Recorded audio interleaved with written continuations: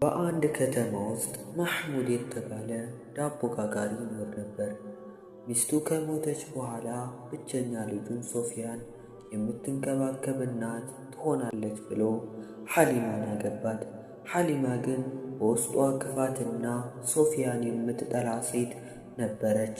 የራሷንም ልጅ ይዛ ነበር የመጣችው።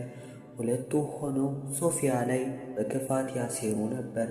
አንድ ቀን ማህሙድ ለሥራ ወደ ሌላ ከተማ ሄደ።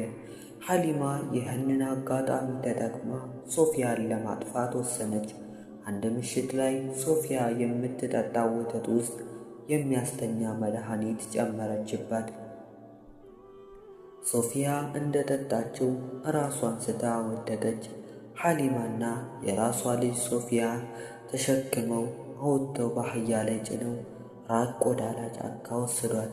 እዚያም በረሃ ውስጥ ባለ ጥልቅ ጉድጓድ ውስጥ በገመድ አስረው ወደ ውስጥ ጣሏት።